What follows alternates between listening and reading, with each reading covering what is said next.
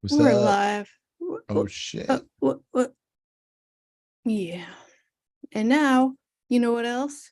What up? We're live on Twitch now. Oh shit. I know, it's scary. It's all happening. It's really happening. I see stars. Uh, okay.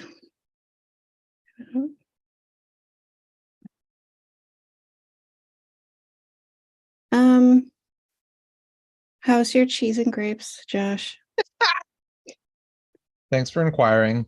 Um, the cheese is salty and creamy, and Oh, the grapes are extremely sweet and flavorful. They make a really nice point counterpoint. mm-hmm. Mm-hmm. Mm-hmm. Mm-hmm. Yep. You know, little cheese, a little grape. Yeah. Good stuff, man. Yeah. Are people watching me eat grapes? No, why would they do that? Hmm. This is their opportunity to. Well, here I go again. No. Oh, Yum. I didn't rinse these grapes off, by the way. They could be loaded with pesticides and I'm going to die. can I tell you a secret? Sure. Yeah, it's just us. Cool. Cool. I Dig never a watched. grave first. Done. I did that yesterday because I was planning on telling you this. I never wash any vegetables or fruits ever. I don't give a shit. Wait, really? Totally. You do know that there's like, Shut up. you like, I assume, Whatever. are you, are you getting exclusively organic Oh hell biodynamic? no. I'm not Yeah, what? Do I look like a billionaire? No. right? Come on. Oh, the world is so scary and expensive. Mhm. Which is why it's scary. Yeah. Hey, let's clap it in. Oh, Woo! on fire tonight. All right. What's up, guys? It's On Fire Tonight with Josh and Tressa. We are smoldering pirates, as you well know. That's right. Ugh. We're here to dish the dirt and talk serious business about The Peripheral, Season 1, Episode 4. If you haven't watched it, go out and get it. Come back now. All right.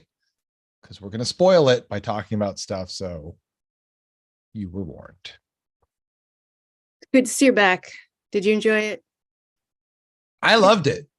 Did you Good. love it? Did you hate it? What'd you think of it? Are you sick of it? I'm not sick of it. I didn't hate it. I was very confused for a lot of it. Yeah, I'm going to there need were you to some tell me a lot of things that happened because I am confused because they all talk with a dumbass accent. well, I think unfortunately we might both be SOL because No, I was like, I hope Tressa shit, I was taking a note and I missed something. yeah, Fuck, I hope Tressa again.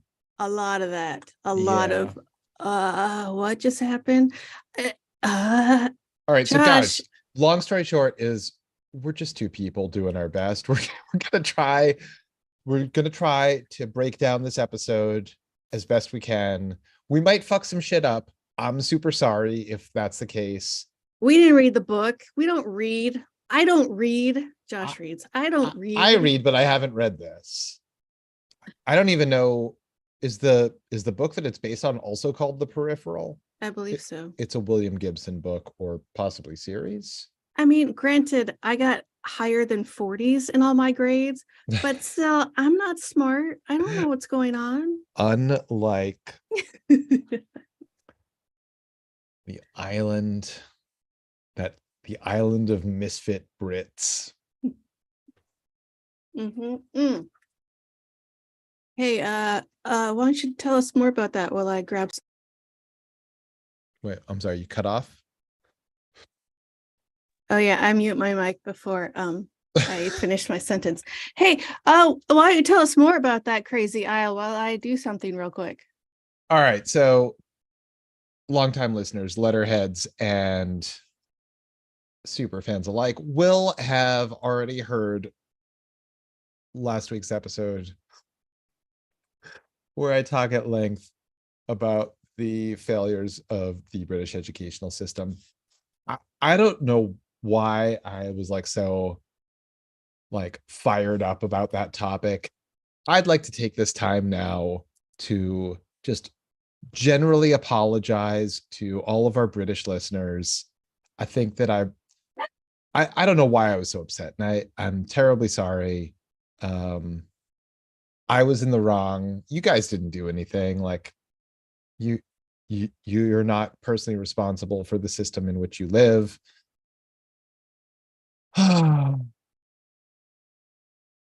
And I feel badly about just like unloading all that. I'm clearly upset about other stuff that has nothing to do with you. So why am I taking it out on you? You are loyal listeners who happen to live in England. Anyway, if you happen to be still listening and Josh, well you said. are Lots and of good you're information there. Thank you. hold on a second. I'm making a plea. I'm making a plea. I'm apologizing to Brits that I offended in last week's episode.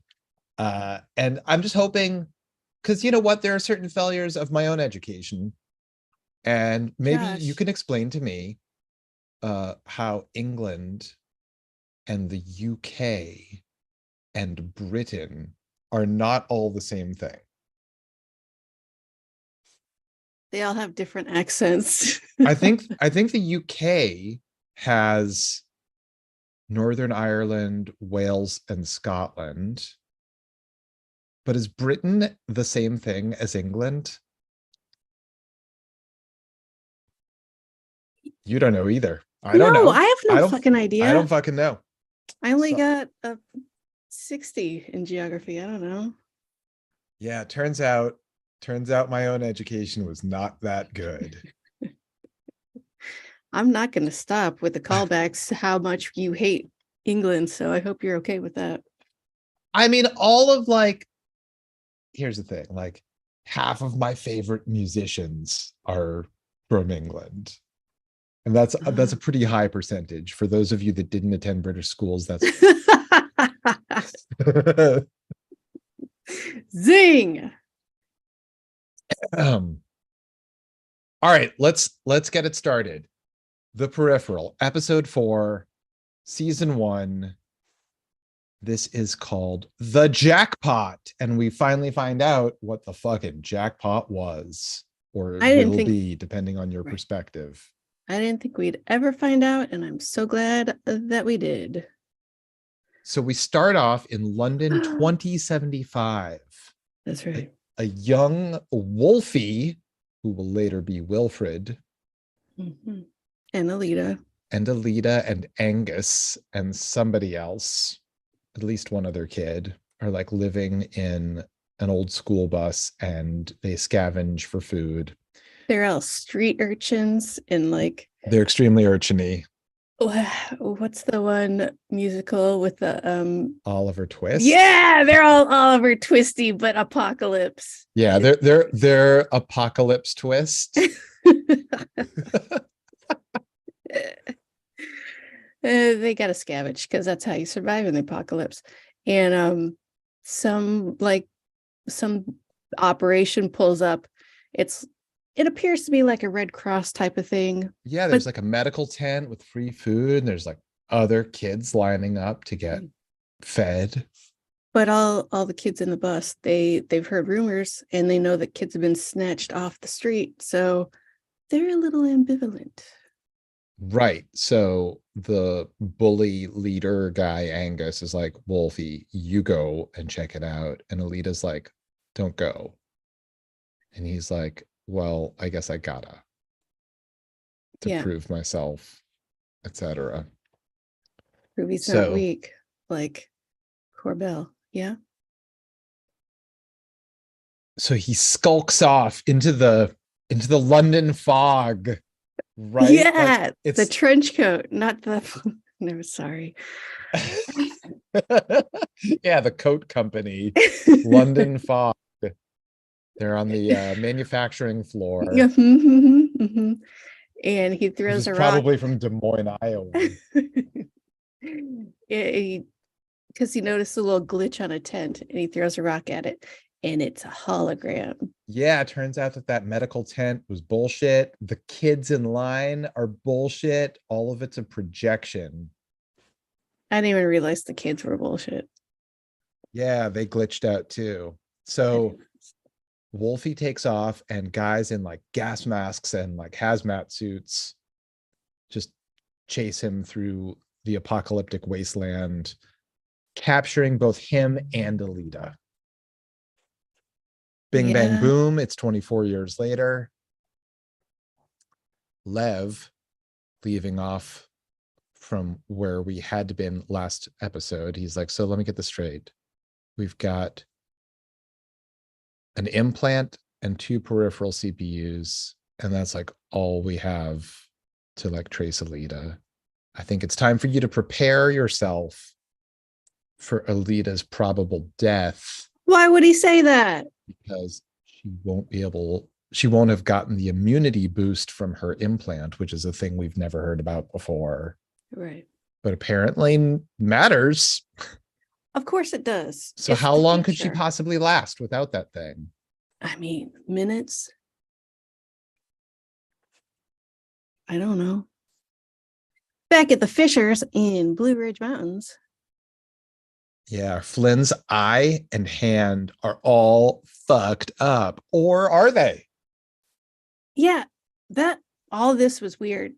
Right. This is all those weird fiction things coming together. She's looking in the mirror. Her eye freaks out. She doesn't have control of her own hand because she has been operating automatons in her own likeness. Yes.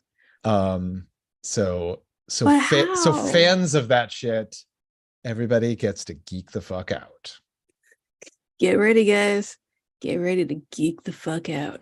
Get your Hey, geek on.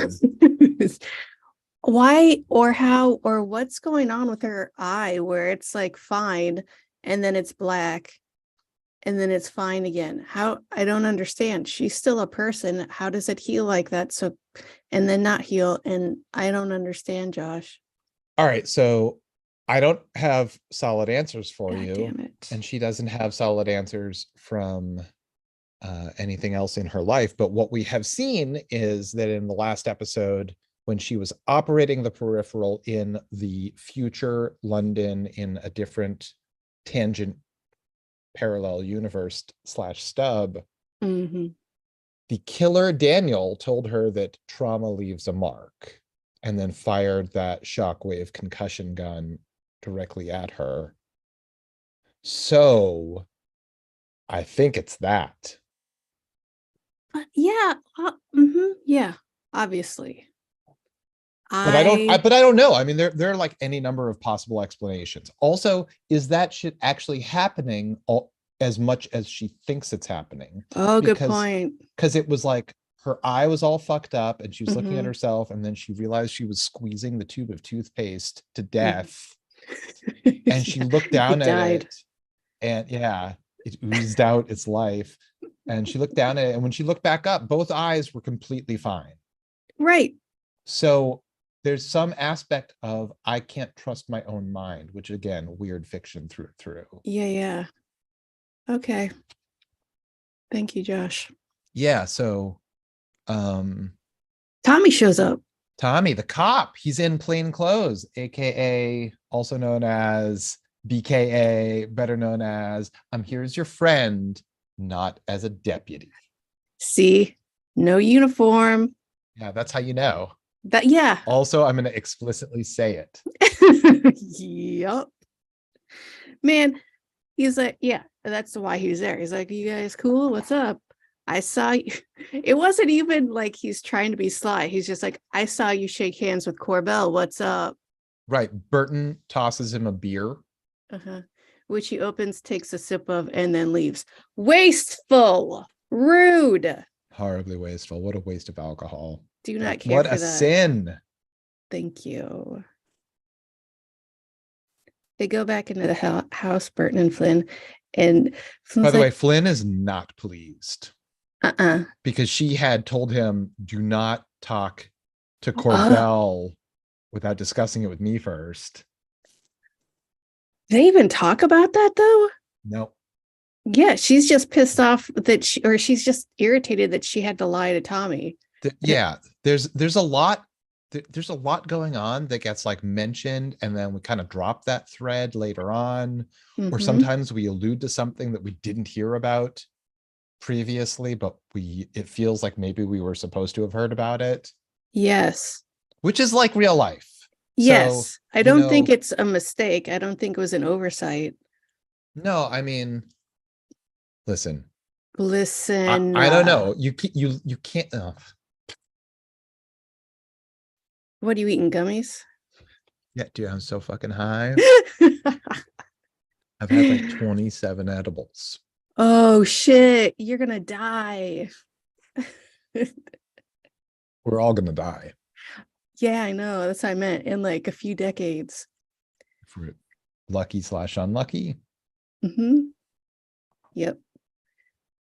So Burton and Flynn have a lot to talk about. And so they're like, okay, so we can't talk to Tommy about any of this. Remember, we've got like a dozen guys buried in our yard. Good point. And Burton doesn't think Flynn is able to be objective when Tommy is involved. And then he pulls out the fucking Tommy doll. She's like, you've been going through my trash? Yeah, she turns into a teenager. Also, can we just talk about something that's been throughout like all of the episodes so far? She has t-shirts and posters for what seems to be a band called Kissing Cranes. I just noticed it for the first time in this episode. Yeah, she was wearing a t-shirt previously and she's got a poster on her wall. And then also, I don't know if this is connected or not, she has paper cranes hanging up in her room. Yeah. What does that mean, Josh? I don't know. Maybe it's unconnected. Maybe she just likes origami. Okay. Anyway, when Burton went away to war and came back, like Flynn had to do everything on her own. She was the only one there when her dad died. She was the only one there when her mom got sick. She had to take care of him when he came back from the war. She has been stretched thin, and Burton doesn't get it. She's trying to go over it with him, and she's pissed. Yeah, and as she gets more worked up, and he's like, yeah, no, I know. Her eye starts freaking out. Yeah. And like, it looks like a black eye just sprouts on her face and then she faints. No, she has a full seizure. Oh, excuse me. She has a full seizure. Yes. She has a fainting spell where she moves a lot. And then we hear Burton call for Leon. That's the cousin who's part of the dude squad. Oh, yeah, that's what I figured. So then we pop to London 2099, where Charisse, aka the Queen Bee, we learn her last name is Newland, and she's also a doctor of some kind, is drinking tea, and she's fine-tuning the brand new Daniel robot. Just flopping that cheese around for us, are you? Got a nice little piece of string cheese. That's disgusting. I think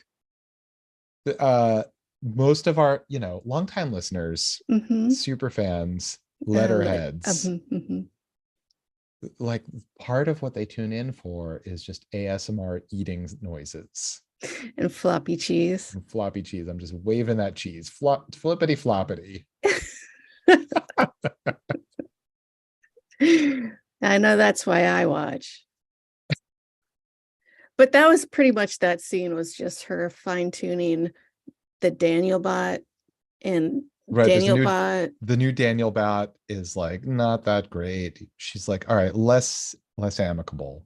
Yeah. He's like, making myself 20% less amicable.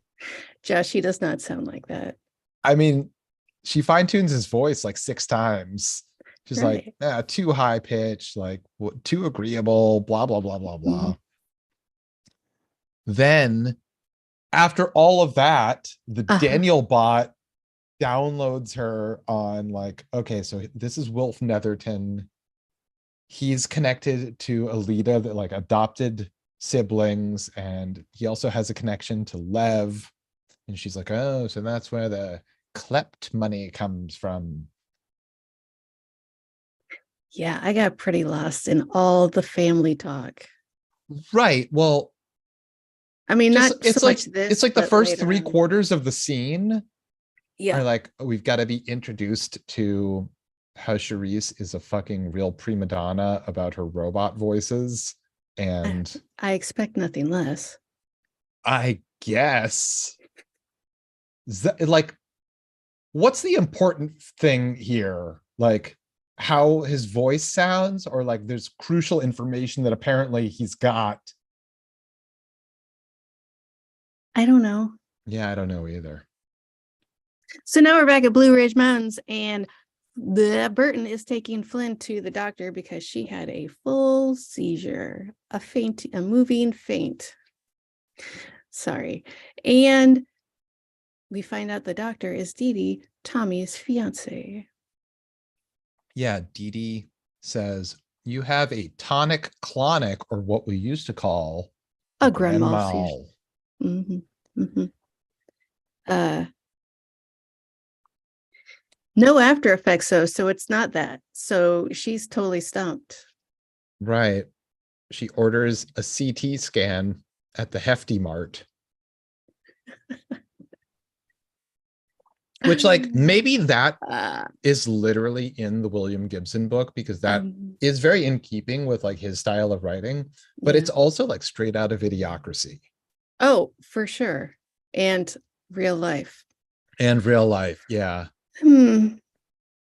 Yeah. Um, So, okay. So wait, before they went into the ER or like doctor's office or whatever, there's yeah. like a little mini conversation between Flynn and Burton. Flynn is like, hey, what happened that time I hid weed in the attic? Or you hid weed in the attic. One of them hid weed in the attic. Yeah, I got lost there Oh yeah, I'm too. sorry. Okay, so wait, Flynn hid weed in the attic. Burton found it and threw it away and said, let's never talk about this again. And have you ever heard me mention it until this very moment? No. All right. Could you like Shut the give fuck me the up. same courtesy, please? Thank Like you. as regards Tommy.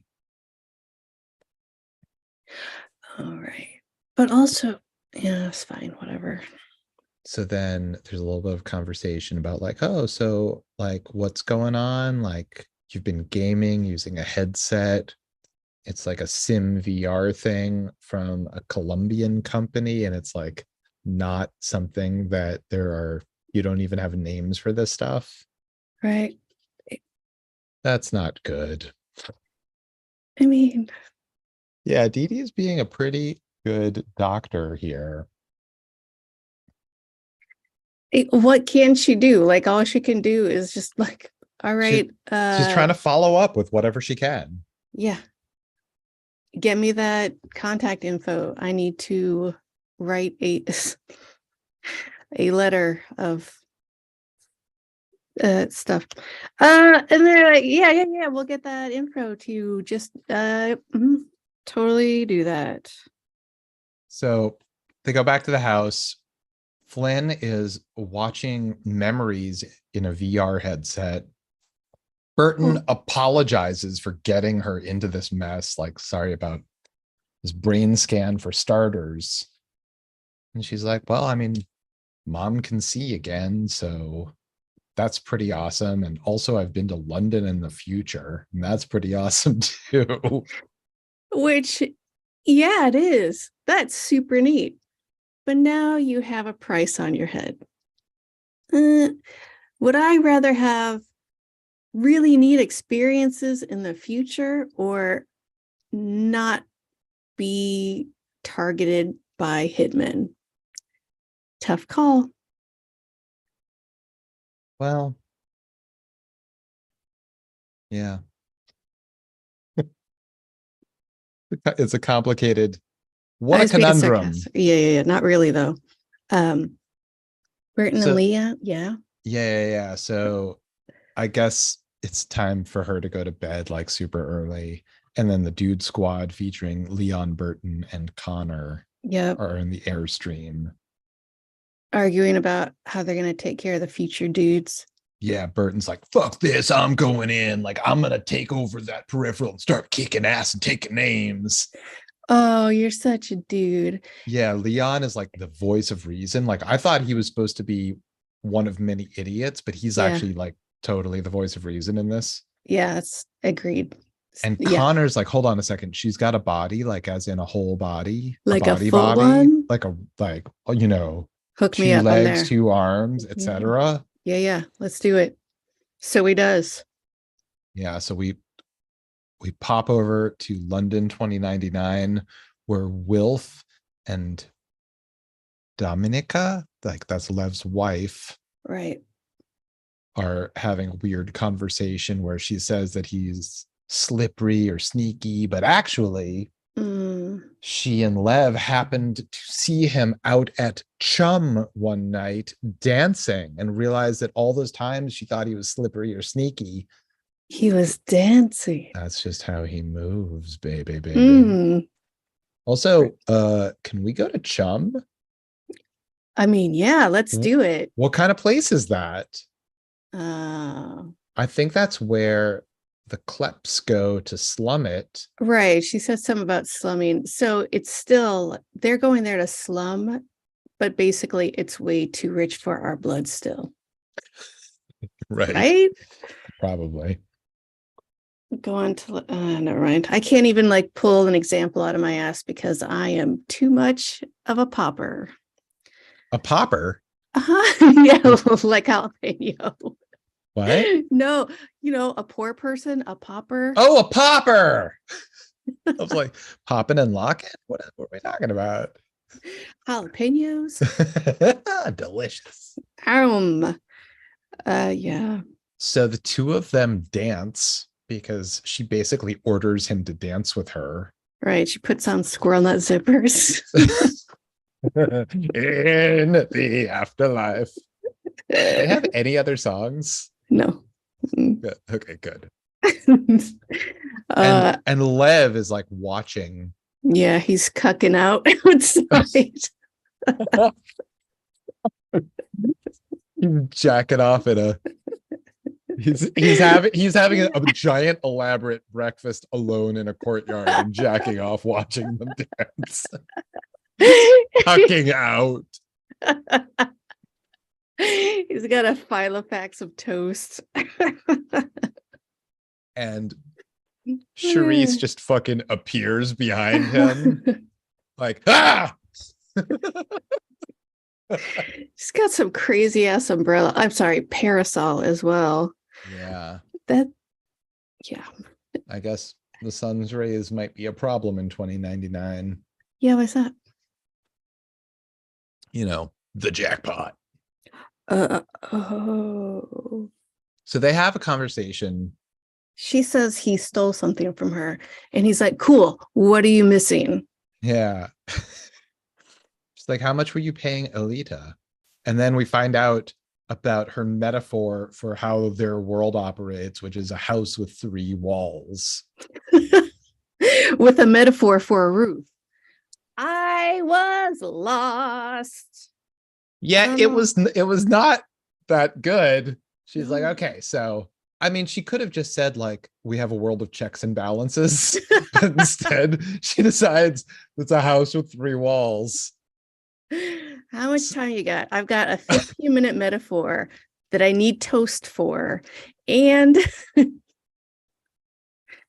lady, So we get a long story.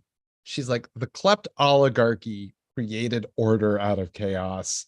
The Metropolitan Police keep them in check somehow. I don't get how that would even be a thing. No, Um, like the that police sounds like a fantasy for a world where you want to believe that the police keep rich people in check or anything. Yeah. or do anything whatsoever. Yeah. um, No, I don't care what year it is. Not, Well, anyway, no. in London 2099, the way it works is the Klept brought order, the Metropolitan Police somehow do something that matters, and then the Research Institute benefits from the peace that those two sort of maintain together, and then they help society thrive by you know, trying to like recreate grains and legumes. That's her version of things with Okay, three yeah. pieces of Uh-huh. toast, which Yeah. by the way, the crust's cut off. Yes. Very Because he's dainty. rich, idiot. But also, that whole thing that she did with the three walls, that was a metaphor for a house and this power structure. And then she puts a piece of toast on top. And he's like, well, what's that? She's like, that's a metaphor. Yeah, that's what the whole fucking thing was. What are you talking about? What? Yeah. Mm-hmm. Yeah. So it's What? possible that British people haven't, like, maybe they use some other terminology than checks and balances like we do here in America. I don't Yeah. know. She passed English though, that's for sure. Yeah, it's our language. They speak it weirdly. um, yeah. Um, She's so that talking about this guy Yuri Samsonov. I don't know what the fuck she's talking about. And I could not pay attention because I didn't know what the fuck was going on. right. So I tried my best while taking notes to follow it, and Uh-huh. here's what I understand. Okay. Yuri Samsonov was another member of the Klept, Uh-huh. the rich Russian oligarchs that rule London 2099.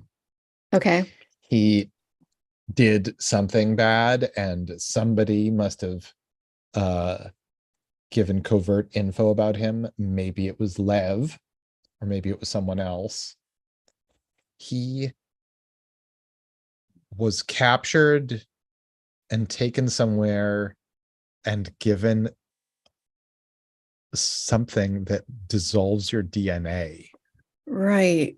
And that's like some weapon that the Research Institute has at their disposal. She just like wanders away, and Lev looks down at the teacup on the table, and then the Mm-hmm. teacup is gone. Whoa, whoa, So whoa, whoa, I what? guess it just dissolved into nothingness. Yeah, she didn't grab it for his DNA. Um, yeah. Lynn's Do- Dominica, Dominica. How do we pronounce that Lev's name? wife. Lev's wife. That's how you pronounce it. And Wilf. Well, yes, because she doesn't have an independent No. life. Well, actually, some of the exposition in the scene with Charisse, we learned that her family are like the most cutthroat of all of the Klept families, an Yes. apex predator, if you will. Yes. So he must follow her lead at all times. And that's why Right. he is a cuck. Well, he also talks about how she's just playing with one of their pets and whatever. Yeah. Meanwhile, Connor logs uh, into Flynn's Peripheral and is bugging the fuck out at having all working limbs. yeah, yeah. The way the way he freaked out, it's like he'd never seen them before. I'd Right. never seen limbs before. I mean, listen, I I imagine that if you were a paraplegic and you suddenly had limbs restored just like magic. I would use them. I wouldn't Oh look at yeah. them. Yeah, well, Connor does. He gets loose. Yeah, he dances. And he gets up and he turns around and he says, "Who the fuck are you?" to Ash. And then and I, then he like runs off, but Ash like hacks into the peripheral and kicks him out. yeah, right before he's about to escape. Yeah. And then we're back in the Blue Ridge Mountains. Flynn is sitting watching home movies in VR of Halloween from their childhood. And Wilf appears inside that memory space. Yeah. And she's like, "What are you doing? This is a private place. Like, you're not, like, this is uncool." And he's like, "Oh, I'm so sorry. I didn't, like, So whatever." sorry, so sorry. Yeah. So what we see is she's in, as a child, she was dressed as a As a bee. bee. I didn't even think about that. Yeah. And Burton takes on and off a wolf mask. Is he a sheep in wolf's clothing? What does that mean? I don't know. Like, I don't know what that means. I I actually don't don't either. know. I didn't even think about it That's at also all. like, Wilfred's real name. So is there some link between the two of them? Bro. Yeah. and Yeah. and also we see their dad wearing the jacket that Flynn Flynn now wears. wears. Hmm. Flynn says something snarky about her brother, and Wilf is like, "Is that like a cultural thing? You guys mock each other?" And I was like, "You stupid British asshole." That's it. I just wanted to mention that. So we get a little bit of information in this memory space, in this home movie, like paused home movie. Wilf is like, "Hey, Connor was in your peripheral." And she's like, "I looked up some names from your world and I found a Lev Zubov in my world, but that's got to be a pretty common name, right?" And she's like, "So he and his whole family were killed by the mafia or something." And then Wilf, because he understands that they are sharing, before he departs, he says, "Oh, there's something I didn't tell you. Alita is my sister." And Flynn is like, "What?" Yeah, I don't know why. I don't know why that would be like a meaningful piece of information to her. Because he's black and she's white. And she's like, "I don't understand." I don't know why. I'm just kidding. I I I'm at a loss to understand, like, oh, so this person in this world that I've been traveling to from here actually has a different personal connection to you. Yeah. Okay, And yeah, sure. Right, as right. far as I know, everyone is related in the future. I don't know anything about the future. Yeah, there are That like is not six people in the shocking. future. You're Yeah. probably all related. Yeah, because you're English and you're all inbred. Ugh. So then we pop to London 2099. Wilf has to wear a blindfold to be let into some gentleman's club and be led to where Lev is sitting. Wilf debriefs Lev about his family getting killed in the stub. Yeah. He And he's, basically had his family killed because he didn't want other people related to him living in a different stub. yeah, yeah. Lev's reaction to Wilf telling him about the murdered family was like, "Oh my God, you're so sweet." You're so adorable. Oh Right? my God. I forget sometimes, but you are genuinely thoughtful. And I So, think that is cute. so he breaks it down. He's like, "So let's just say that the Klept wants a stub of its own for monetary reasons. That's why Lev was paying Alita. Let's just say, hypothetically, one of us owned a big pharma company and we wanted to test a new drug on humans. Well, that's not always ethical. So what if we just did it in the parallel universe? Ethics be damned. It's And he was, yeah, so he had a real existential dilemma about the idea of parallel universe hymns existing. So he hired people to kill that Stubbs version of him and the whole family, and he felt much better. And anytime we have a new Stub, I'm going to do that first thing. He's like, I'd offer to do the same for you, but your origins are murkier.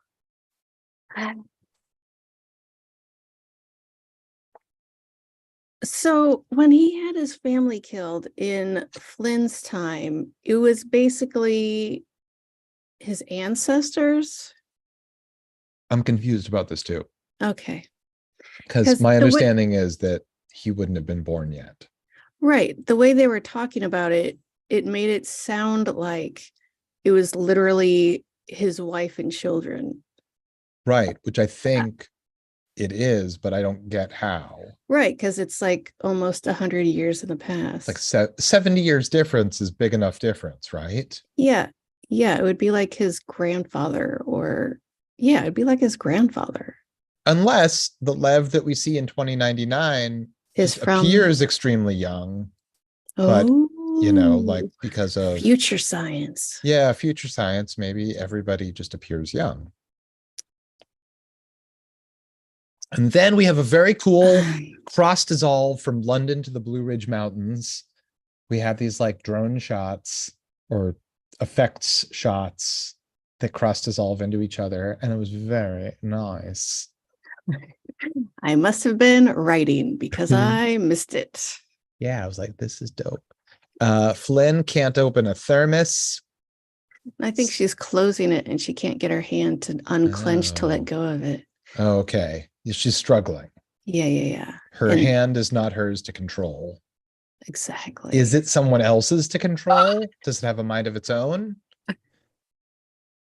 Who knows? Fuck if I know. Speaking of, Connor and Burton are playing Fuck, Marry, Kill with their teachers. Yeah. It wasn't that long ago that they were just kids in school. So which one would you fuck? Which one would you marry? And which one would you kill? Flynn walks in and is like, ugh, boys, gross. Ew. Right. And she steals Burton's bacon and eggs that he's just made for himself. Yeah. And she tells him about the diorama in the future. Right. They like in detail. She's like, okay, so I tracked down where Alita had been, and she had this diorama of our house and of the dude squad. That's right. And she's like, we got to go back in. We got to figure shit out. Like, come on, let's go. I'll get some bodies for you guys. You can help me. And Burns like, absolutely not. You had a seizure and it was bad. No. And she's like, no.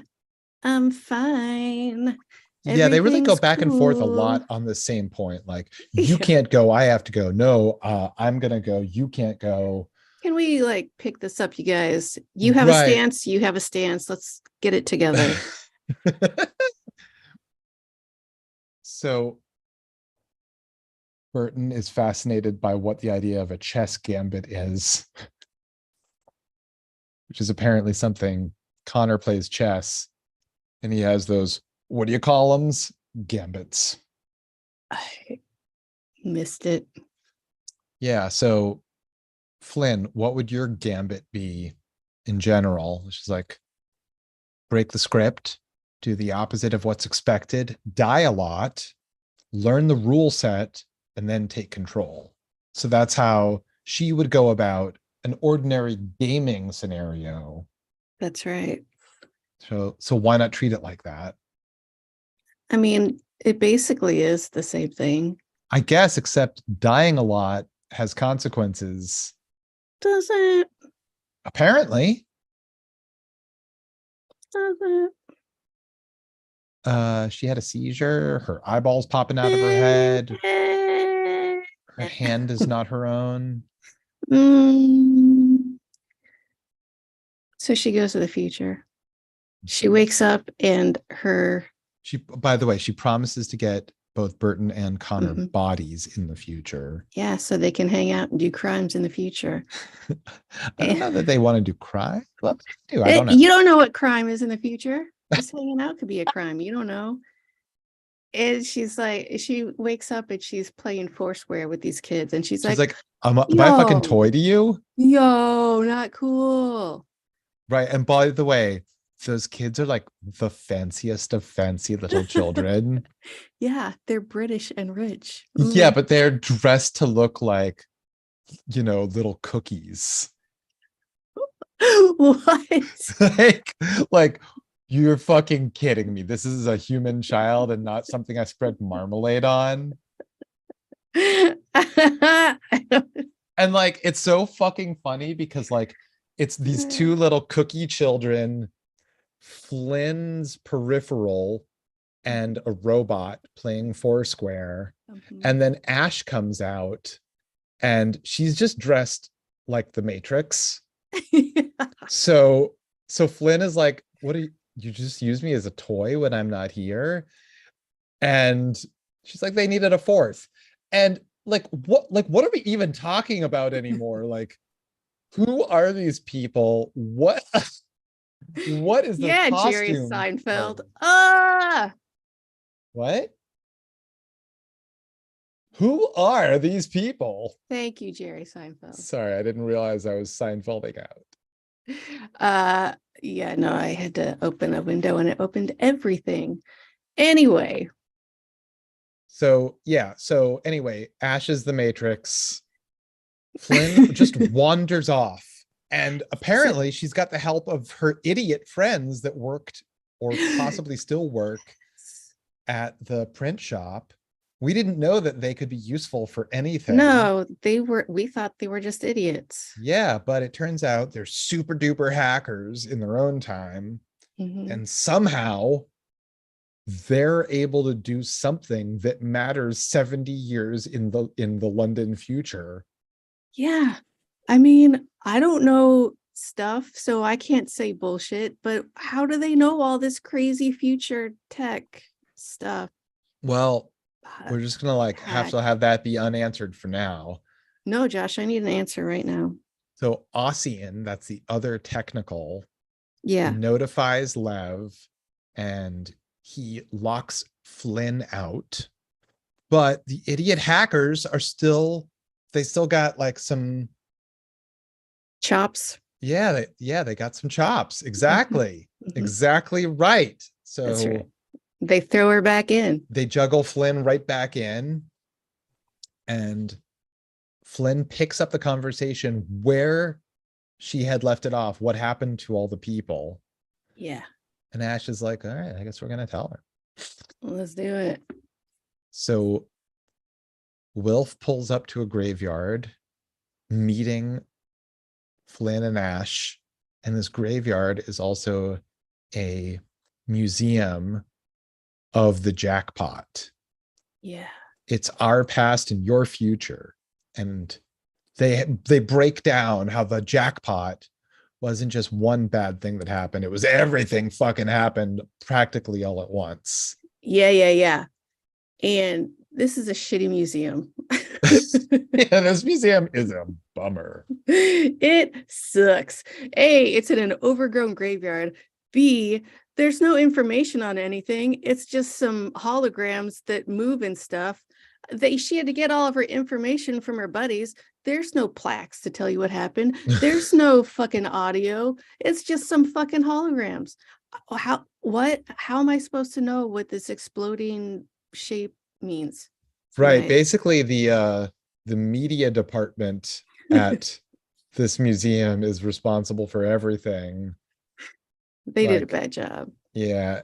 Everyone has to do their own curatorial walkthrough whenever you've got guests in town. You have to entertain. They didn't even have the stupid little cylinder you put up to your ear. Bad form. So we found out the first thing that happened, 2039, the North American electrical grid went down. It got hacked. And it Yeah. like went off and on for I don't know how long. Months. Months. Okay. And it became like a normal thing for that to happen. Yeah. 2041. The Blood Plague. So metal. It's pretty fucking dope. Yeah. So yeah, they have a horrible pandemic. Blood fills the lungs. Till everything, the blood fills everything until it explodes out of your abdomen. Gross. Fucking metal. Yeah. Uh, So that's an environmental catastrophe. uh-huh. Just like, by the way, that didn't go away. Yeah. No one actually did anything to stop that from happening ever.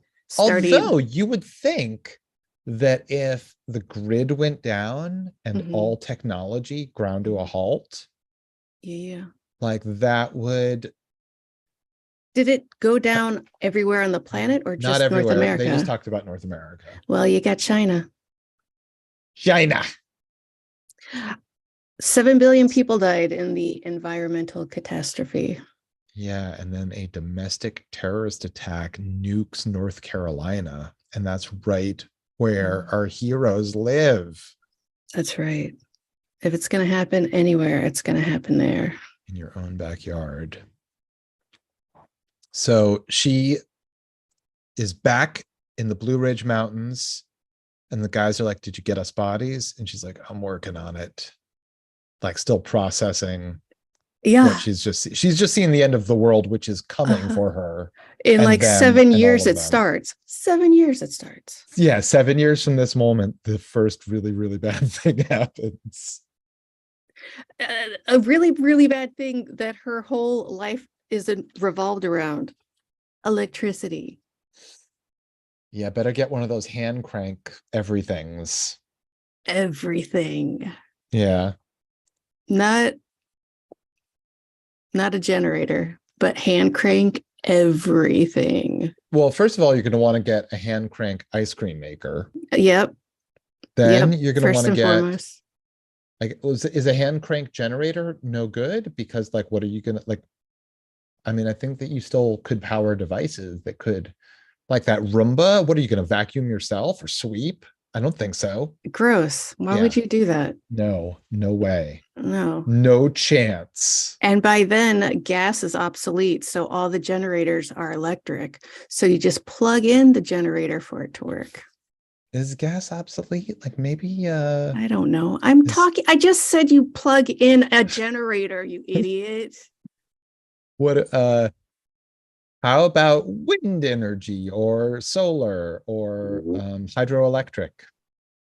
Yeah, what about it, Josh? Well, what about it? Get to work on it. The clock is ticking. The clock.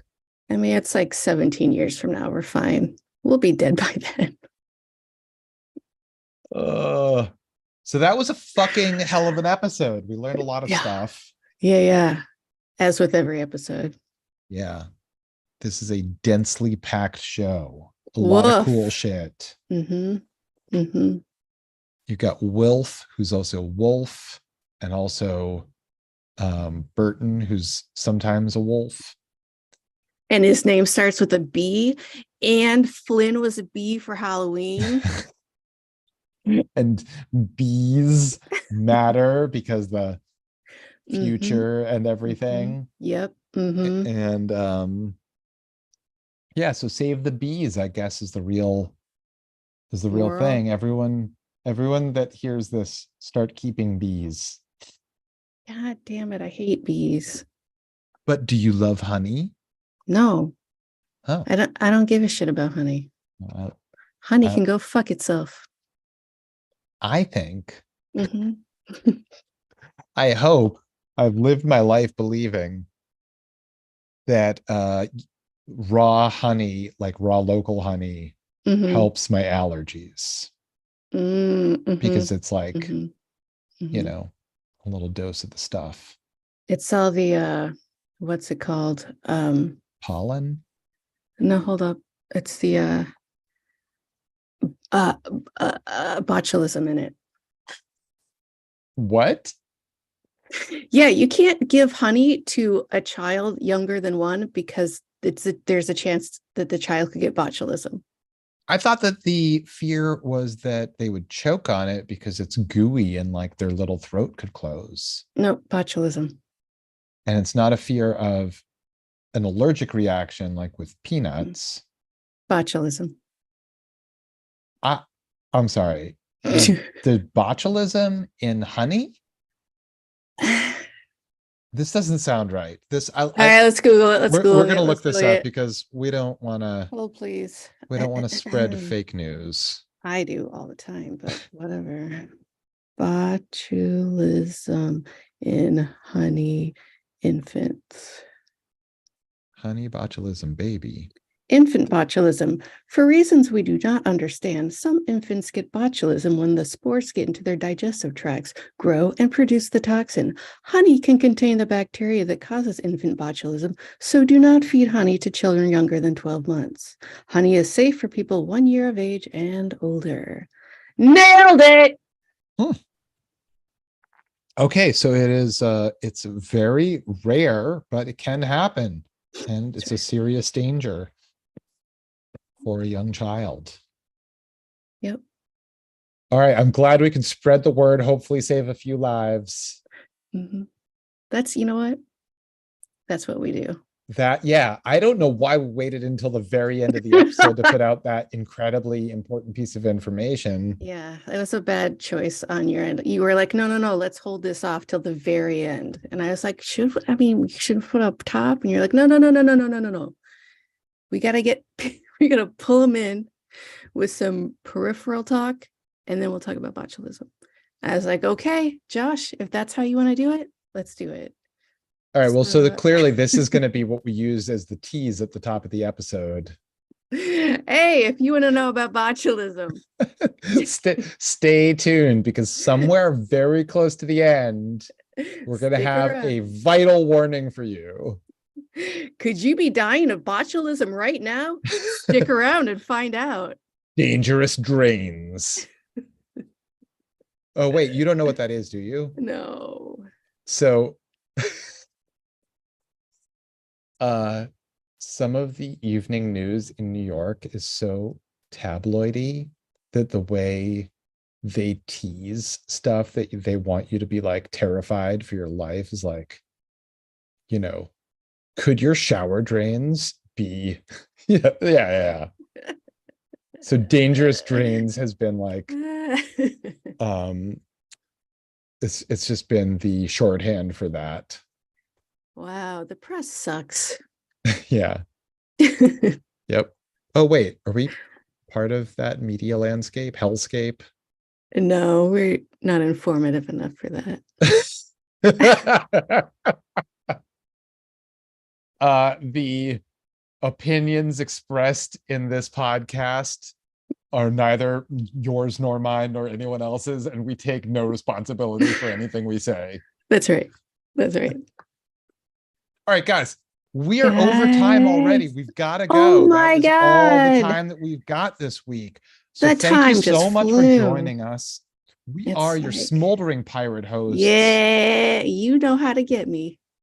This has been On Fire Tonight with Josh and Tressa. That's right. So